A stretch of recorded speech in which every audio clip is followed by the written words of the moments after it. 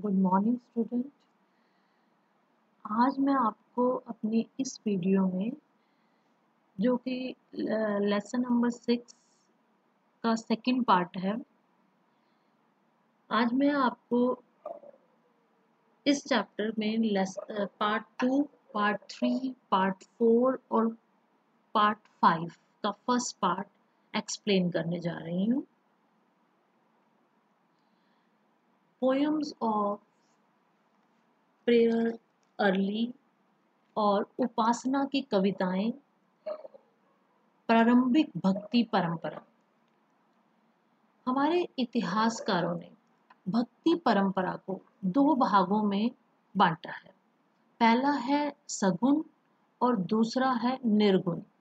सगुण का मतलब विद एट्रीब्यूट्स। एट्रीब्यूट्स का मतलब होता है जिसमें कोई विशेषता हो, कोई क्वालिटीज हो, और निर्गुण जिसमें कोई विशेषता या निर्गुण है, जिसमें कोई गुण नहीं है। सगुण जिसमें गुण है, निर्गुण जिसमें कोई गुण नहीं है।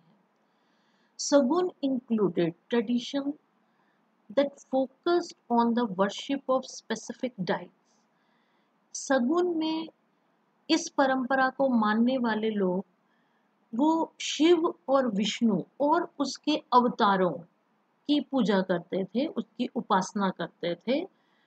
और निर्गुण भक्ति को मानने वाले लोग वो मानते थे कि भगवान का कोई रूप नहीं है। ठीक है, दैट गॉड इज एवरीवेयर, कि भगवान सब जगह है पर उसका कोई आकार नहीं है। Now here again you see the भक्ति ट्रेडिशन दो पार्ट्स में डिवाइडेड। सगुण anthropomorphic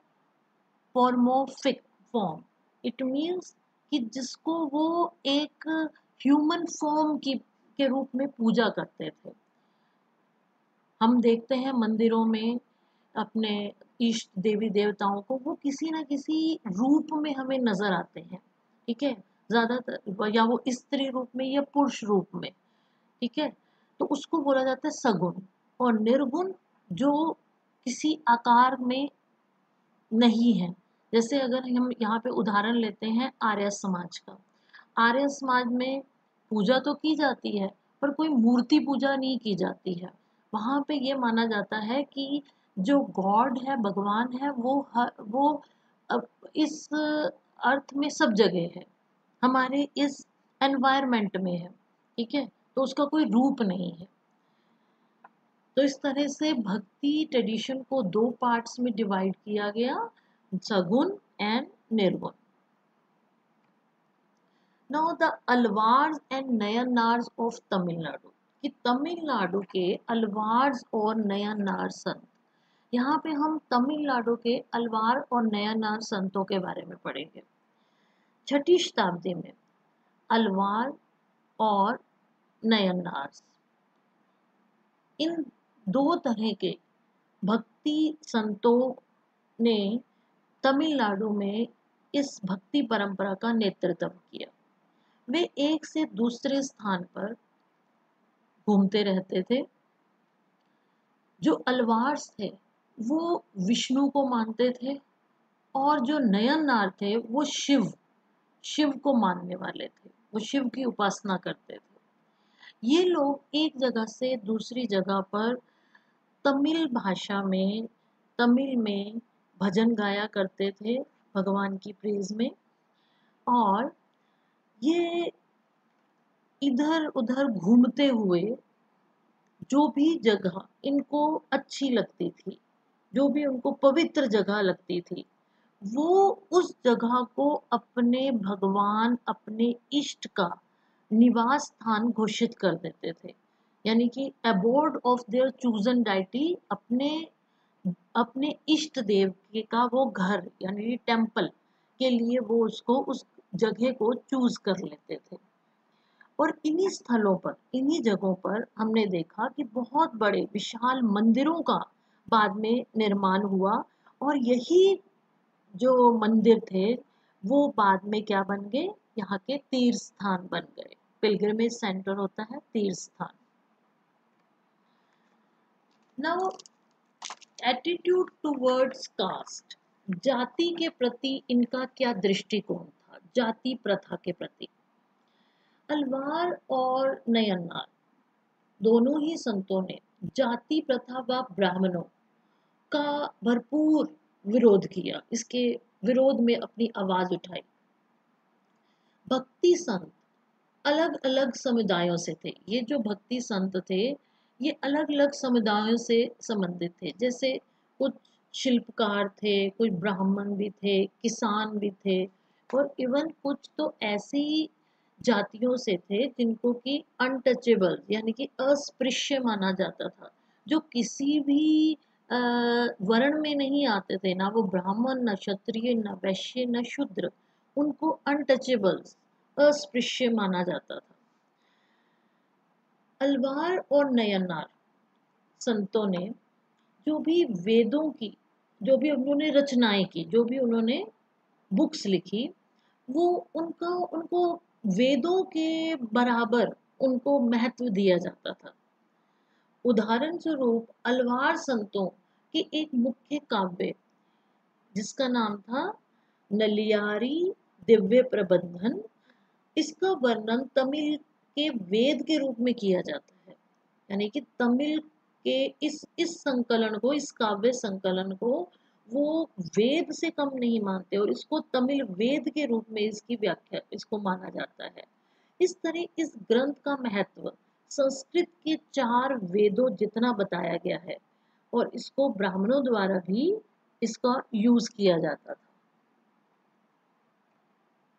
now the women devotees, स्त्री भक्त, इस परंपरा की सबसे बड़ी विशिष्टता या हम कहेंगे ग्रेट फीचर, इसमें स्त्रियों की भी प्रेजेंस या उपस्थिति थी।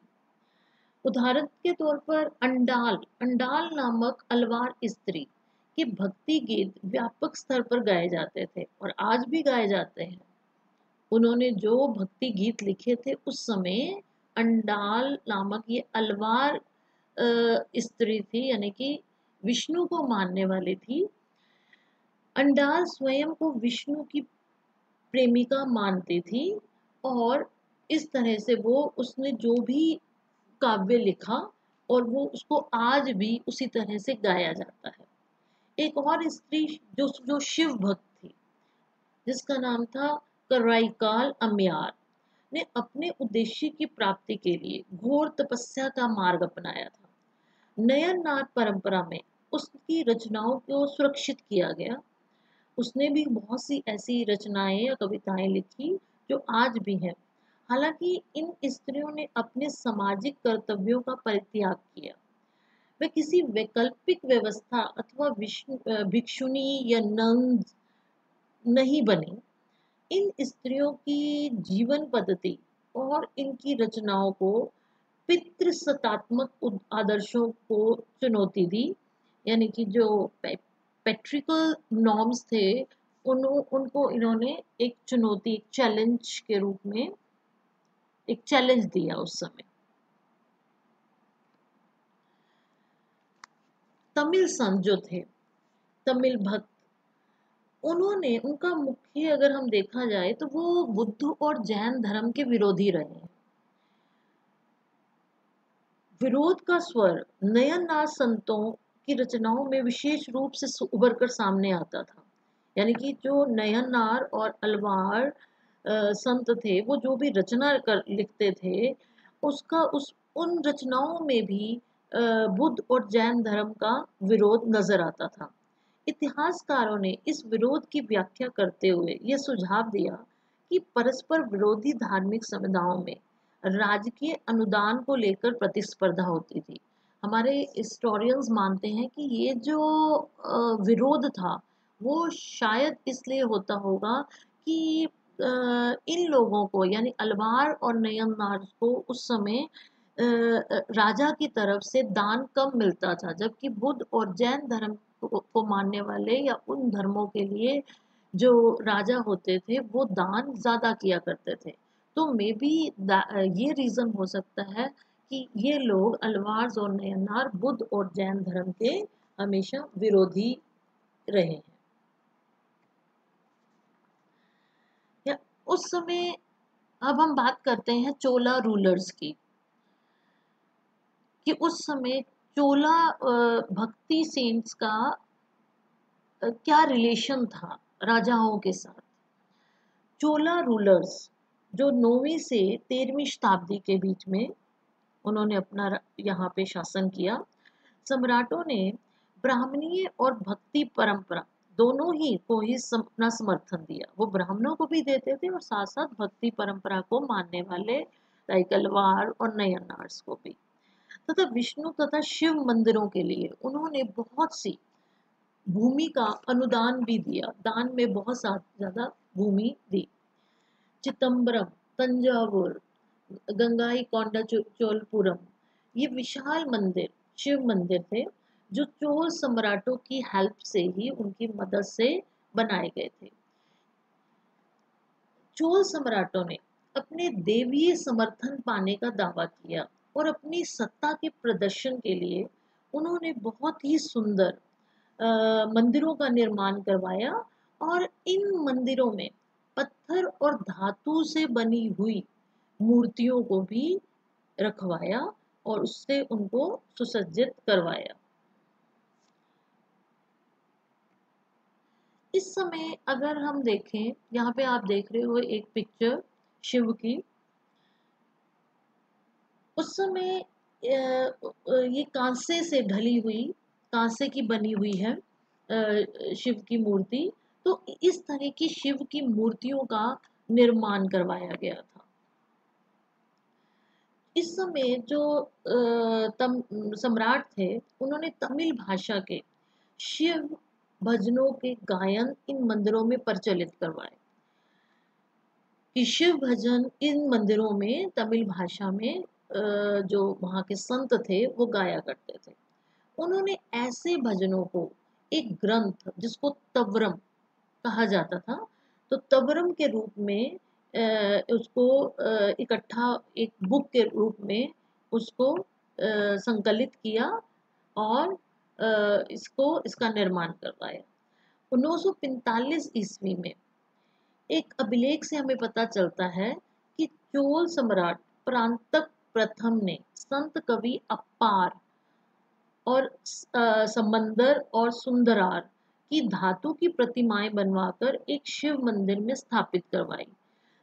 तो प्रांतक वन ने, जो कि ये चोल सम्राट था, इसने इन कवियों की मूर्तियां बनवाई मेटल की ही, वैसे ही जैसे शिव की यहाँ पे आप देख रहे हो कांसे की मूर्ति, तो इसी तरह की मेटल की मूर्तियां बनवाकर इन कवियों की उसने शिव मंदिर में स्थापित करवाई। इन मूर्तियों को वो उत्सव के रूप में निकाला जाता था।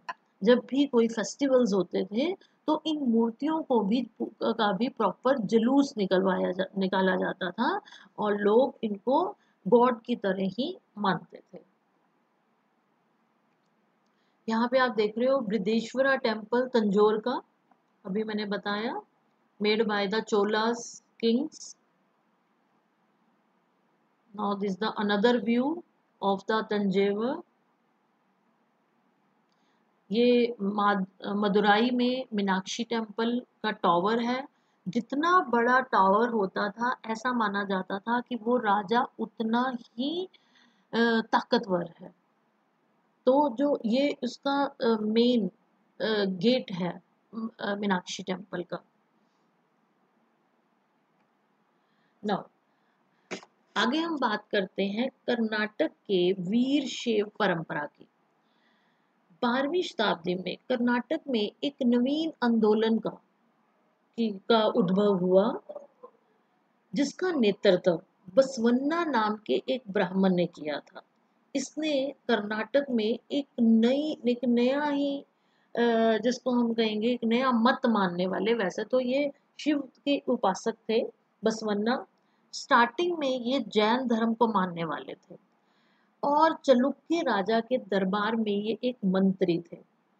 इनके जो अनुयायी थे, बसवन्ना को मानने वाले जो लोग थे, वो वीर शैव कहलाए, यानी कि शिव के वीर, हीरो ऑफ द शिवा। और लिंग्यात जो लिंग को धारण करने वाले, ठीक है, वो लिंग को लिंगयात कहलाए और वीर शैव कहलाए। आज भी लिंगयात समुदाय का इस क्षेत्र में बहुत महत्व है। वे शिव की आराधना लिंग के रूप में करते हैं। आज भी हम अपने मंदिरों में देखते हैं, जब जहाँ पे शिव लिंग पर हम जल चढ़ाते हैं तो हम शिव की उपासना कर रहे हैं, पर शिव को हम किस रूप में पूज रहे हैं? एक लिंग के रूप में।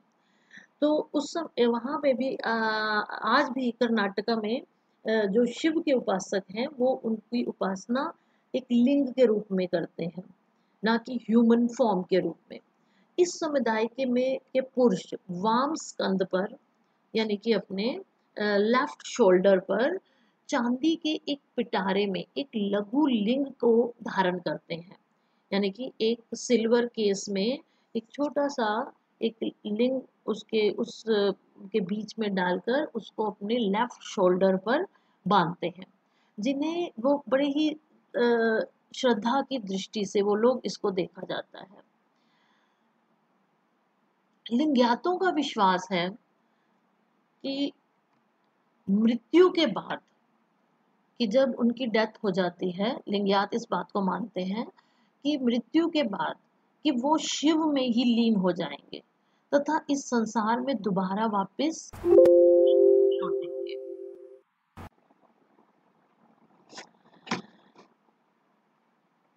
धर्मशास्त्र में बताए गए श्राद्ध संस्कार का वे पालन नहीं करते थे और अपने मृतकों को विधि पूर्वक ही वो दफनाते थे। वो अपने शवों को जलाते नहीं थे। लिंगयातों ने जाति की अवधारणा और कुछ समुदायों को दूषित होने का ब्राह्मणी अवधारणा का विरोध किया। पुनर्जन्म के सिद्धांत पर भी उन्होंने प्रेषणवाचक कई तरह के चिन्ह लगाए, यानी कि वो उस पर विश्वास नहीं करते थे।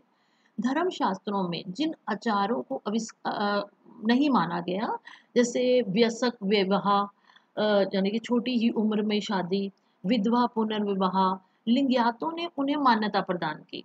जो चीजें धर्मशास्त्र वाले नहीं मानते थे, इन्होंने उनको माना। वीर शैव परंपरा की अगर हम बात करते हैं तो उन वचनों को वो कन्नड़ भाषा में, और स्त्री पुरुष सभी उसको मानने वाले थे। उन्होंने इस मूवमेंट को ज्वाइन किया था। ओके स्टूडेंट, नेक्स्ट टॉपिक हम अगले वीडियो में मैं कवर करूँगी। अगर आपको ये वीडियो अच्छी लगी है तो आप कमेंट बॉक्स में अपने व्यूज़ मेरे साथ शेयर कीजिए। Thank you.